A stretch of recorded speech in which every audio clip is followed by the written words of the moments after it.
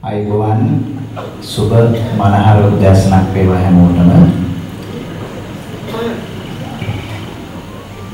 ගෞරවනීය අපේ දයාබර ප්‍රසුදේව බාලිකා බාලක විද්‍යාලයේ විදුහල්පති ඉන්දුවන්තර ප්‍රවීණ ලේඛක බලගොඩ සිරිනිවාස අපේ නායක හඳුරන්නේ බුද්ධංගල බික්ඛු ආනන්ද අපේ හඳුරන වහන්සේගෙන් අවසරයි. උන්වහන්සේගේ සිල් මාතා කායවි පොතෙන් අපට ලොකු අධිෂ්ඨානයක් ඇති වුණා. ජීවිතය පිළිබඳව ඒ වගේම අපට රහත් විය හැකියි කියන අධිෂ්ඨානය උන්වහන්සේ ඇති කරලා තියෙනවා ශ්‍රී ලාංකීය පාඨකයන් තුළ. මා පාද නමස්කාරයෙන් වන්දනය කරන සමස්ත සාමාන්‍යයෙන් මිනිසුන් අඳුරගන්නේ පුතාලගෙන් තාත්තා. නමුත් මම තාත්තගෙන් තමයි මේ පුතාලා ගුණගරුක පුතාලා ටික අඳුරගත්තේ. අපේ දයාබර විශ්‍රාමික විදුහල්පති එච්.ඒ.පී. ගුණවර්ධන මැතිතුමා, ඒ ප්‍රිය මැතිණියනි, දයාබර තාත්තේ අම්මේ, මහාචාර්ය සරත් විජේසූරිය මැතිතුමනි, එකම එක වචනයක් කියන්න තියෙනවා. මහත්මා ගාන්ධිතුමා මට මතක් වෙනවා හේතුවක් ඇතුව. ඉන්දියානු නිදහසේ ශ්‍රේෂ්ඨ පියා ගාන්ධිතුමා ගැන ඉන්දියානු පීඩිත වැසියන් කියනවා ඔහු දුහුවිල්ලෙන් ඉතා ඉහළට අප ඔසවා පහන් තාරකාවල් කළේ. මේ බද්දේගම මම උපන් ගම්පියසේ ගාමිණී කුමාර විතාන වන මට සරත් විජේසූරි සූරීන් ගැන කියන්න තියෙන්නේ එපමණයි. ඔහු දුහුවිල්ලෙන් මා ඉතා ඉහළට ඔසවා පහන් තාරකාවක් කියලා කියන්නේ නෑ. මම යම් තලයකට නැංගී. එච්චරයි. ඉංජිනේරු අරුණ ගුණවර්ධන මැතිතුමනි, මේ ධාරක එකමුතු පදනමේ නිර්මාතෘවරයා හැටියට ඔබ අමිල සේවයක් කරනවා මල්ලි. ඒ වගේම මීට මොහොතකට කලින් ඔබ අමතා කතා කළ මානව ප්‍රේමී මෙවැනි අයට කියන්නේ මානව ප්‍රේමීන් කියලා දරුවනි වෛද්‍යරුවන් සංජීව මැතිතුමනි, මාර්ග සංවර්ධන අධිකාරියේ සභාපති අපේ හිතවත් තන්ත්‍රිගොඩ මැතිතුමා, අධ්‍යක්ෂක ජෙනරාල් චන්ද්‍රසිරි මැතිතුමා ප්‍රමුඛ අපේ මාර්ග සංවර්ධන අධිකාරියේ විධායක සහ සියලු කාර්ය මණ්ඩලයෙන් අවසරයි. අපේ දයාබර සාහිත්‍යකාමී සාහිත්‍යවේදී අපේ කල්‍යාණ මිත්‍ර විශේෂඥ වෛද්‍ය වසන්ත දේවසිරි මැතිතුමනි, දකුණු පළාත් මුදල් අධ්‍යක්ෂක අපේ දයාබර දහනායක මැතිතුමා ප්‍රමුඛ. මම අනිත් නම් සියල්ල සඳහන් කරන්න ගියොත් මම හිතන්නේ ඒ සඳහන් සෑහෙන කාලයක් යනවා. දහනායක මැතිතුමනි, මට එක නමක් අමතක වුණා. අපේ වෛද්‍ය නෞකා මැතිණිය හෙවණැල්ල වගේ ඒ දයාබර නංගි අපේ අරුණ ගුණවර්ධන සූරීන්ට උදව් කරනවා. සාමාන්‍යයෙන් අපි දකිනවා වියත් තුන්ට හම්බෙන්න නෝනලා දෙපැත්තටයි අදින්නේ, අනිත් පැත්තටයි අදින්නේ. එතුමිය දේවෝ දේවියා සද්දින් සංවසති කියන එක අපේ හාමුදුරනේ බුද්ධ භාෂිතේ සනාථ කරමින් ඒ දේවල් කරනවා. වෛද්‍යරුවන් සංජීව මහතාගේ තාත්තයි අම්මයි ඇවිල්ලා ඇති කියලා මගේ විශ්වාසයක් තියෙනවා. ඒ දෙපළගෙනුත් අවසරයි. දයාබර දෙමාපියනි, දයාබර දරුවනි, සත්භාවික මානව ප්‍රේමී හිතවතුනි, හිතවතියනි, මම පුංචි කතාවකින් දරුවනි පටන් ගන්න කැමතියි. මේක මෙක්සිකානු ජන කතාවක්. හරි සරල ජන කතාවක්, ලොකු ගැඹුරක් තියෙනවා. මෙරියෝ දෙන්නෙක් පොඩි කාලේ එකට හැදෙනවා. සත්තිකුම්භ ජාතකය ගැන අහලා ඇති. ඒ ගිරව් දෙන්නා වගේ ලොකු වතුරකට ගහගෙන ගිහිල්ලා මේ මැඩිය දෙන්නගෙන් එක්කෙනෙක් වැටෙනවා මඩවලකට. අනිත් එක්කෙනා වැටෙනවා ප්‍රිය දරුවෙනි ගිහිල්ලා සුන්දර නදියකට, ගංගාවකට වැටෙනවා. ගංගාවේ හැදෙන වැඩෙන එක ලොකු මහත් වෙලා අවසානයේ ලේඛකයෙක් බවට පත් වෙනවා මම වගේ. නදී ඉන්න එක්කෙනා ලේඛකයා වෙනවා. එයා පත්තර වලට ලියනවා, පොත් ලියනවා. එමෙඩියට ලියන්න පුළුවන්. ඒ කාලේ අපේ හාමුදුරුවෝ. වලේ ඉන්න එක්කෙනා, මඩවලේ ඉන්න එක්කෙනා කවියා බවට පත් වෙනවා. දෙන්න හම්බෙන් නගරේදී හම්බ වෙනවා. නගරේදී හම්බෙලා වඩයක් ලේන්තියක් කාලා බීලා ඒගොල්ලන්ට හිම කරන්න පුළුවන්. සතුරු ස්වාමීන් කතෝපකථනයේ යෙදෙන මැඩියෝ දෙන්න. ඒගොල්ලන්ට කතා කරන්න පුළුවන්. ලේඛක මැඩිය අහනවා මම ලියන්න දක්ෂයි, හරි ආසයි ලියන්න. ඔබ දැන් කොහෙද ඉන්නේ? කවියනේ. වලේ ඉන්න මැඩියා කවිය නිසා යා කවියකින් උත්තර දෙනවා. මේ ඇඩ්‍රස් එක මට දීපන් කියලා ලිපිනේ දීපන් කියලා නදී ඉන්න මැඩියා ඉල්ලීම කළාම වලේ ඉන්න මැඩියා මඩ වලේ ඉන්න මැඩියා මෙන්න මෙහෙම කියනවා. මල් නොමැති කිසි තැන මඩ පිරුණු හැම තැන දිය නොමැති තැන මගේ ලිපිනය වල. හරිනේ? දැන් වලට දිගට හරහට ලියුම් යනවා. රෙජිස්ටර් තැපෑලෙන් එනවා සාමාන්‍ය තැපෑලෙන් එනවා අපේ සිරිනිවාස හාමුදුරුවනේ. පෙරලා කවි යවනවා. වලේ ඉන්න මැඩියා. කලක් යනකොට මේ මැඩියට හිතනවා මේ වලේ නෙළුම් මලයක් හිටවන්නට ඕනේ කියලා. එයා ගිහිල්ලා නෙළුම් මලයක් ගෙනල්ලා හිටවනවා. විද්‍යාව කරන දරුවෝ දන්නවා ඇති භාගලා නෙළුම්බියම් ස්පෙඩියෝසම් කියන උද්භිද විද්‍යාත්මක නාමයෙන් හඳුන්වන මේ නෙළුම් මලේ හිටවුවාම වගුරු ශාකයේ හොඳට හැදිලා කලකදී නෙළුම් පිපෙන්න පටන් ගන්නවා. නෙළුම් ශාක වගේ වගුරු ශාක හැදෙන ජලාශයක මඩවලක වතුර පිරෙනවා. වතුර පැහැපත් වෙනවා.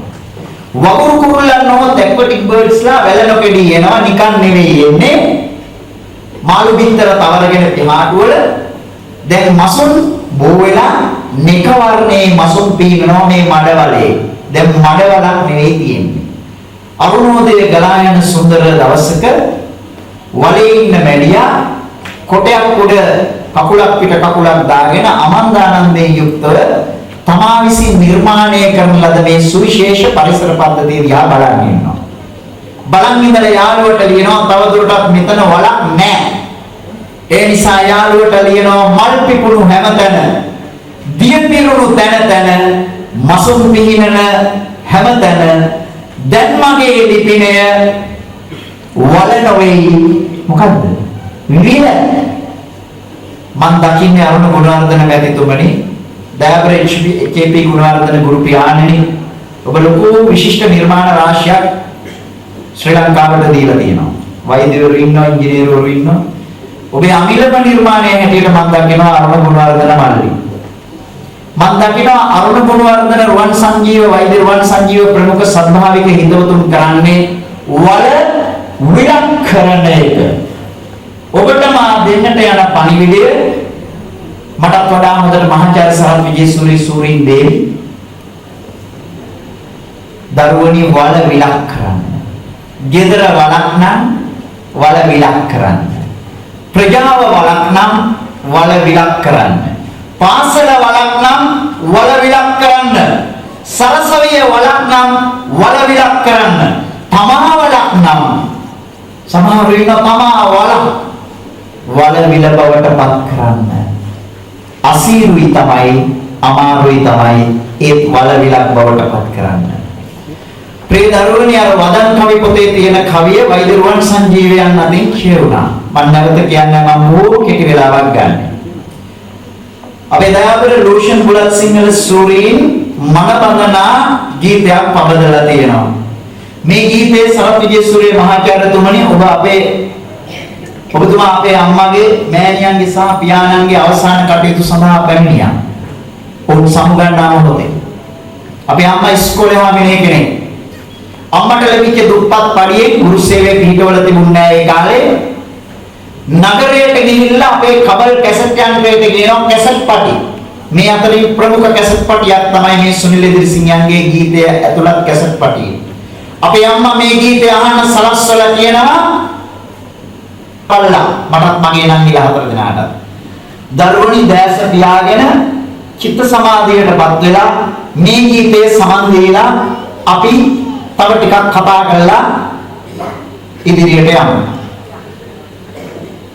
පිළිබර යාමේ සැවුලන් නඩලනවා අම්මා වට කර ලිපගිනි මැලවෙනවා. අපි අහමු. දැස් පියාගන්න ප්‍රේක්ෂකාගාරයෙන් ඉල්ලීමක් කරනවා කාරුණිකව දේශකයා.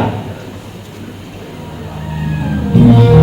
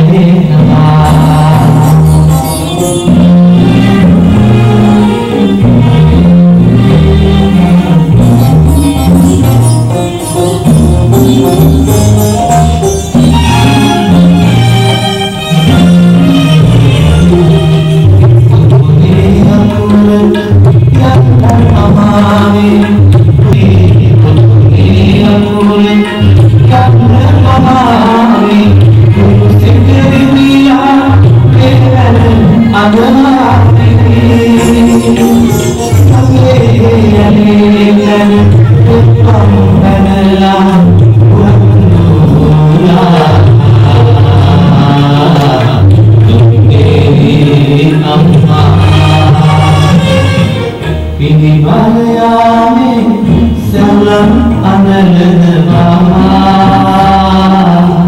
අම්මාට ලිපගිනි නැලවෙනවා ඔලවදෙන්නෝ රජගමනට එනවා නැගිටින් පුතුනේ විමල් ඉනේනවා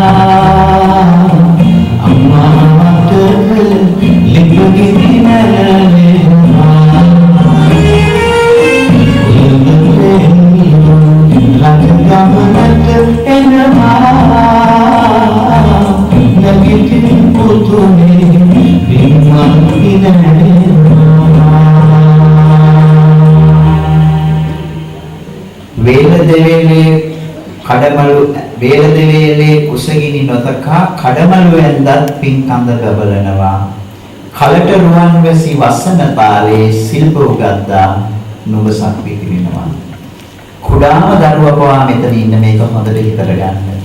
ඒ විදිහට ඉදිරියට ආපු ප්‍රභාවත් විශිෂ්ට අනුපමේය මානව ප්‍රේමී කණ්ඩායමකගේ වැඩ කටයුත්තක් තමයි දරුවනි මේ කරගෙන යන්නේ. දරුවනි ඊටම වැදගත් ඉදිරියට එන්න අධිෂ්ඨාන ශක්තිය. අපි ඕකට ඉංග්‍රීසියෙන් කියනවා will power. ඊළඟට මම ඔබට කතා කරන්නේ අධිෂ්ඨාන ශක්තියෙන් අධිෂ්ඨාන ප්‍රතිබද්ධ චිත්තයෙන් මේ රටේ අප්‍රමාණ චරිතයක් ලෙස හඳුන්වන කෙනෙක්ගේ කඳුළු කතාව. වෛද්‍යරුවන් සංජීව සූරීන්ගේ කතාව ඇහුවහම ඒ කතාවට නොදෙවෙනි කතාවක් මෙතන ඇති කියලා මම විශ්වාස කරනවා.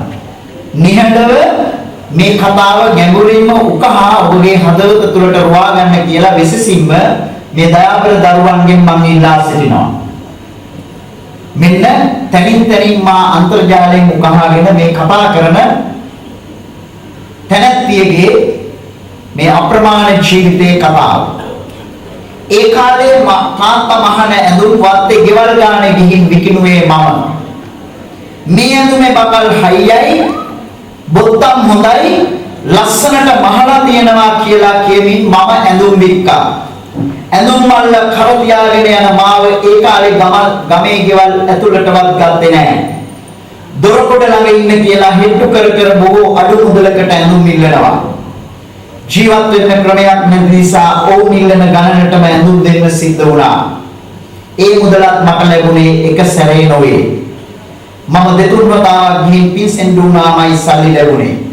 එදා මට එහෙම මදි පුංචිකම් කරපු අය අද මම දැක්කාම කට පුරා hina වෙලා ගේ ඇතුළට එන්න කියලා දොරවල් ඇරගෙන බලා ඉන්නවා.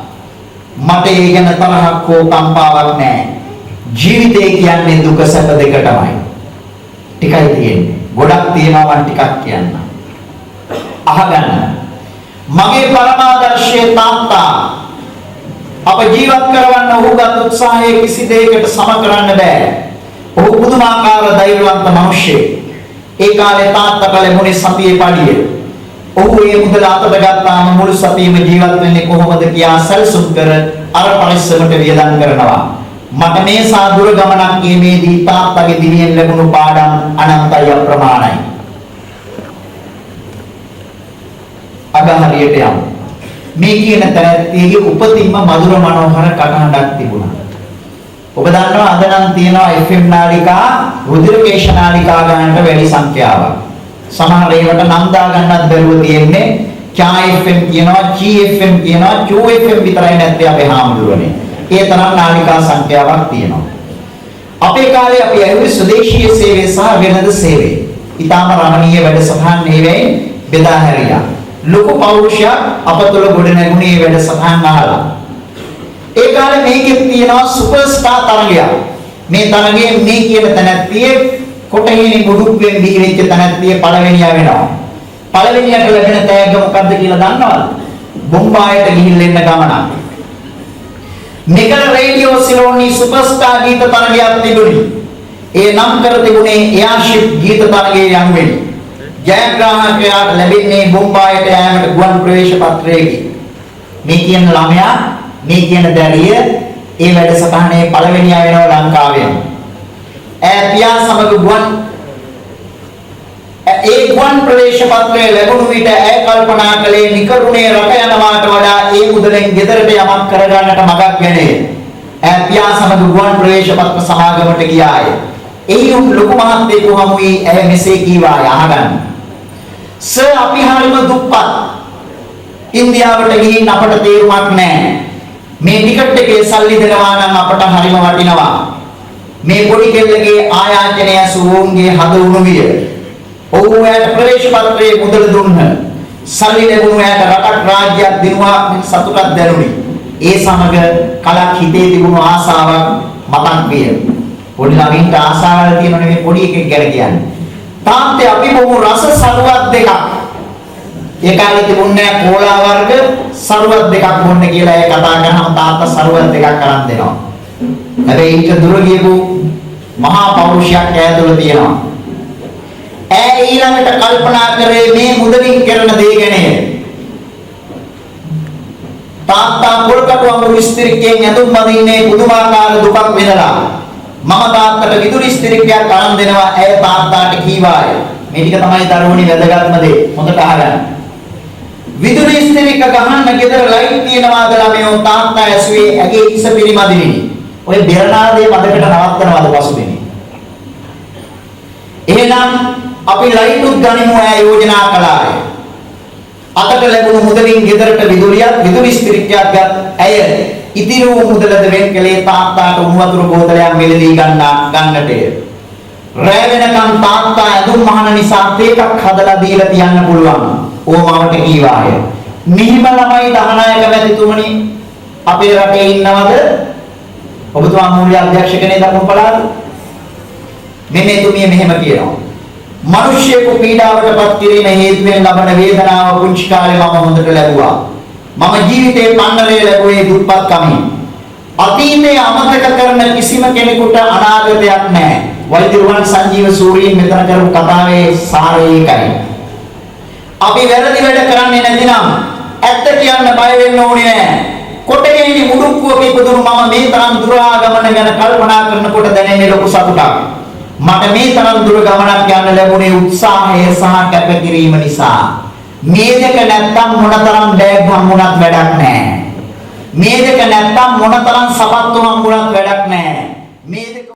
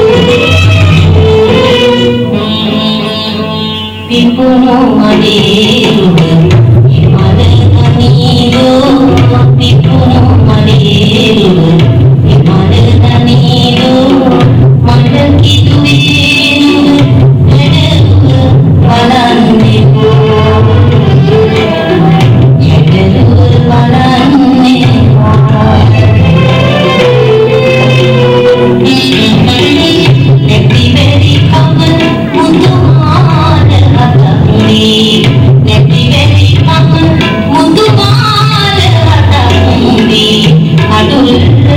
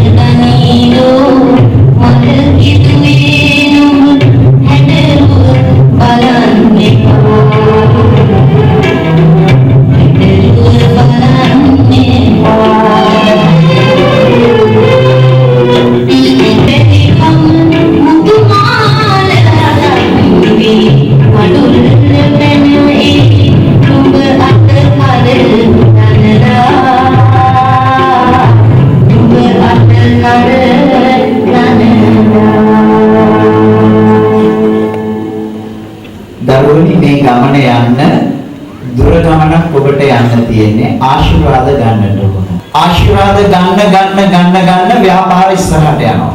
මෙතන හරිස්චන්ද්‍ර ව්‍යාපාරයට සම්බන්ධ මේ මෙතුමා ඉන්නවා. ආශිර්වාද ගන්න මිනිසුන්ගේ ආශිර්වාද ගන්න ඔබ ප්‍රභාවත් විශිෂ්ට යුග පුරුෂයෙක් හෝ කාන්තාවක් බවට පත් වෙනවා. බාගදා අරුණ ගුණවර්ධන සහෝදරයා ඒ වගේම වෛද්‍ය රුවන් සංජීව සහෝදරයා වෛද්‍යතුමා ඇතුළු ඒ පිරිස මේ ගන්නේ ආශිර්වාදයක්. නොනුමානව උන්ට අපි ආශිර්වාද කරනවා. ලියුමක් මෙව්වත් එව්වත්. ආශිර්වාදයේ කියන එක ගන්නකොට මට මතක් වෙනවා ප්‍රිය දරුවනි අපේ ලේකම්තුමේ. ඒ ලේකම්තුමා ටිකක් සරයි. අපි විධායක මට්ටමේ ඉන්න කාලේ එතුමා අපේ අමාත්‍යාංශයේ ලේකම්වරයා හැටියට කටයුතු කරන්නේ අනුරාධපුර මහදිසාපති පදවියේ ඉඳලා ඇවිල්ලා මගේ මතකය හරිනම්. ඊපෙරේදා එතුමා මම ඇඳුම් මැද ඉන්නකොට රූපවාහිනියේ කතා කරනවා. මට එතුමාගේ කටෝර හඬ හොඳට පුරුදුයි. මම හොඳට බැනුම් අහපු කෙනෙක් ලේකම්තුමාගේ. ඔය ගම්මුදා ව්‍යාපෘතිවලදී. මං ඇඳුම් මැදිල්ල නවත්තලා සර් මොනවද කියන්නේ කියලා සාලෙට ගිහිල්ලා අහගෙන ඉන්නවා. මෙන්න සර් කියපු දේවල්. මමයි මගේ අයියයි රාහුල විද්‍යාලයට යනවා මාතර රාහුල විද්‍යාලයට. දුර ගමනක් යන්න තියෙනවා. සල්ලි වියදම් කරන්න සීරුවේ එළියට ඇවිල්ලා හැතැම්ම කාලක් විතර සපත්තු දෙක දාගෙන උජාරුවෙන් ඇවිල්ලා වටපිට බලලා හිල් සීරුවේ සපත්තු දෙක ගලවලා මේස් දෙකක් ආයේ ගලවලා සීරුවෙන් අපේ බෑග් වලට රුවාගෙන ආයෙත් ගෙදර යනවා.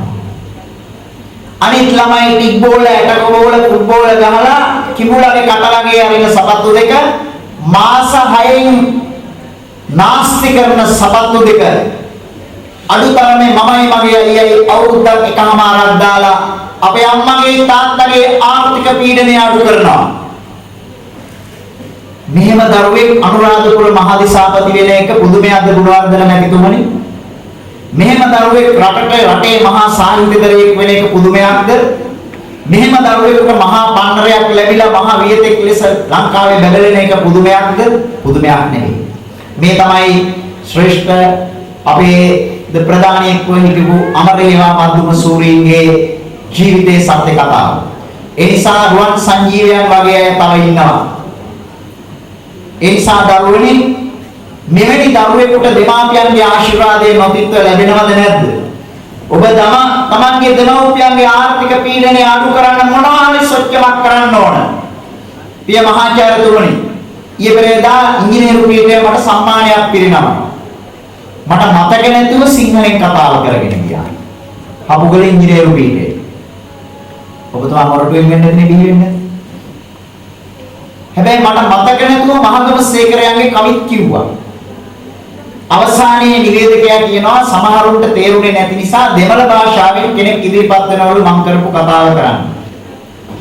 ද්‍රවිඩ භාෂාවෙන් කතා කරපු දරුවා ඉංග්‍රීසියෙන්ත් ඒ කතාව කරනවා. කළුම කළුයි කට්ට කළුයි. තේපැන් සංග්‍රහයේදී තේපැන් නෙවෙයි දුන්නේ බෙලිමල් සංග්‍රහය ශ්‍රීනිවාස හඳුරන්නේ. මම කොල්ල ළඟට අඬ ගහගෙන අහනවා කොහොමද මේ තරම් හොඳට සිංහලෙන් කතා කළේ? කොහොමද මං කියපු මහගම සේකරයන් කවිය ඔබතුමා සිංහලට පරිවර්තනය කරේ? සර් මම යාපනයේ හින්දු විද්‍යාලය ඉගෙන ගත්තේ. සර් මම අපේ පළාතේ සර් මං කේල් ගස් වලට වතුර දානවා. මං ඒවා දැනුත් ඔව් සර්. දැනුත් ගෙදර ගියාම රතුළුණු පාත්තියට වතුර දානවා.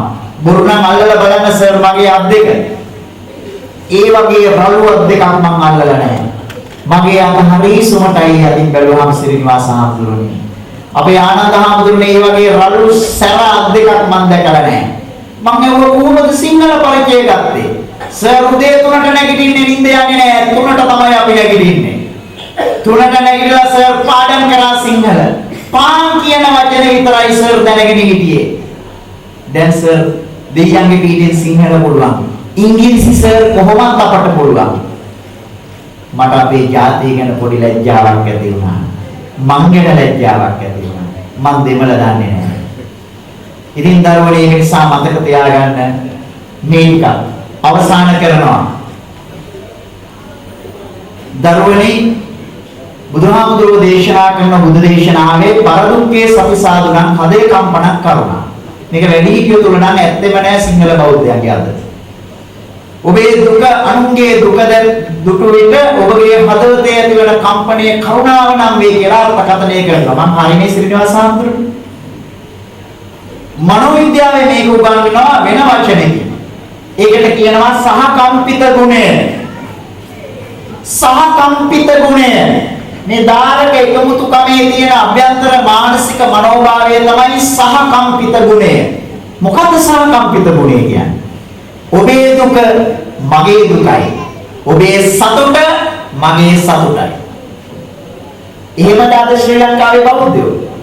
ඔබේ දුකද මට හරි සතුටක් ඇති වෙනවා දේවසිරි මැතිතුමනි.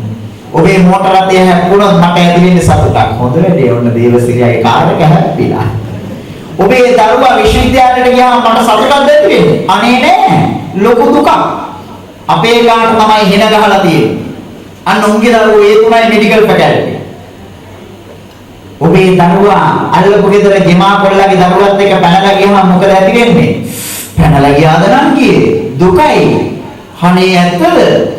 අපි කොහොමද සතුටු වෙන්නේ? හරි සතුටක් ඇති වෙනවා අපි ජෝඩුවට.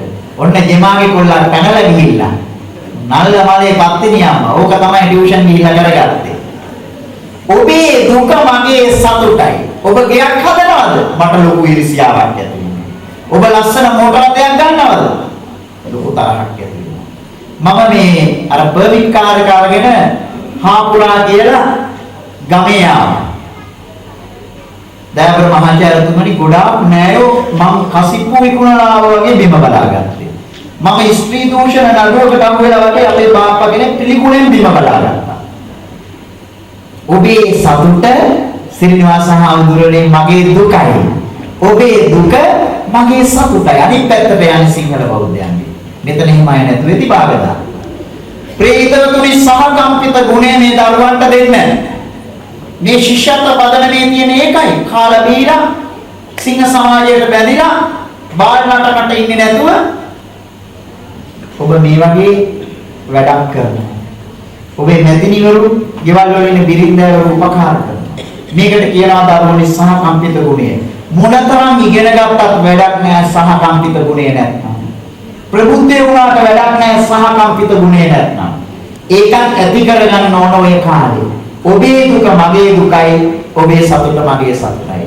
දැන් හමාර වනවද 10ට 5යි. සහකම්පිත ගුණයෙන් නොවඩු ගීතයක් සරත් ජේසූරිය සූරීනි අපි අහනවා ගාලු නගර ශාලාවේ තව යාළුවෝ දෙන්නෙක් එක්ක. තුන් දෙනාගේම දැස්වල කඳුළු තියෙනවා. අද ඒ අය ප්‍රභාවත් තත්වයන්හි දිලෙනවා. හේතුව අපිට කියන්න තේරෙන්නේ නැහැ.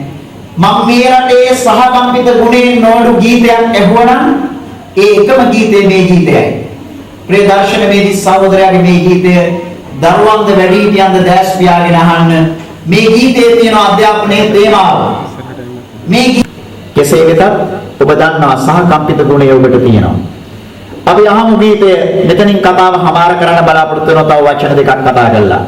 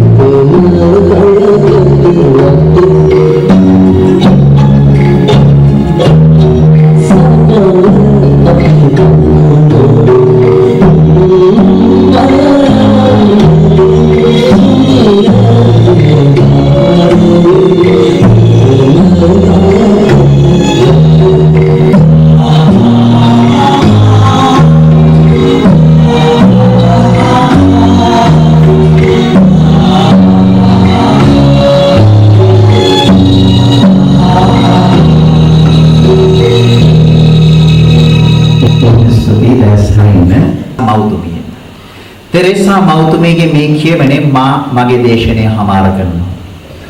බොහෝ විට මිනිස්සු අකාරුණික සහ ආත්ම කේන්ද්‍රීය අය වෙන්නේ. කොහොම වුණත් ඔවුන්ට අනුකම්පා කරන්න. ඔබ කරුණාවන්ත නම් මිනිසුන් ඔබට ආත්මාර්ථකාමී චේතනාවක් තිබේයි චෝදනා කිරීමට පිළිවන. කොහොම වුණත් කරුණාබරිත වන්න. ඔබ සාර්ථකත්වයේ ලැබුවොත් ඔබට බොරු යාළුවන් සහ සැබෑ සතුරන් හමු වනු ඇත. කොහොම වුණත් සාර්ථකත්වයේ ලබන්න. ඔබ අවංක හා විවෘත නම් පුජ්‍යලයන් ඔබට වංචා කරනු ඇත. කොහොම වුණත් ඔබ අවංක හා විවෘත වන්න. ඔබ අවුරුදු ගණනක් ගොඩනැගූ දේ තවත් කෙනෙකු එක රාත්‍රියකදී විනාශ කරනු ඇත. නමුත් ගොඩනගන්න. ඔබ සතුට හා ශාන්තිය ලැබුවොත් මිනිසුන් ඊර්ෂ්‍යා කරනු ඇත. එනමුත් සතුටු වන්න. ඔබ අද දවසේ කරන හොඳ හෙට දින ඔවුන්ට අමතක වනු ඇත. එනමුත් හොඳක් කරන්න. ඔබට ඇති විශිෂ්ටම දේ ලොවට දෙන්න.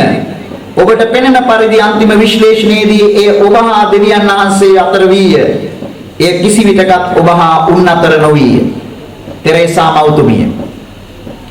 දයාබර දෙමාපියනි, ප්‍රිය හිතවතුනි, සහෝදර සහෝදරියනි. මම පුරහඳට සාහිත්‍යය කියන නම දැනගත්තේ සිංහල උගන්වපු අපේ අම්මගෙන්. සොළොස් කලා පිරි පුරහඳ. ඉඳලා හිටලා පායන පුරහඳ පෙන්නලා අපේ අම්මා තමන්ගේ එකම පුත්‍රයාට කියනවා මෙන්න මේ වගේ කවදා හරි බැබලියන් කියලා. ඕක තමයි පූර්වාදර්ශය අපේ අම්මා දීපු. මගේ චරිතානුකෘතිය උනේ අපේ හාමුදුරනේ පොඩි කාලේ පුරහඳ. මම ප්‍රාර්ථනා කරන ප්‍රිය දරුවනි, ඔබ සියලු දෙනාගේම ජීවිත මාධුර්යය සහ ආනන්දය හා ශාන්තියෙන් සපිරි සොළොස් කලා පිරි පුරසඳ ලෙසම බැබලේවා, ශාන්තියම වේවා. තෙරුවන් සරණයි. බොහොම ස්තුතියි.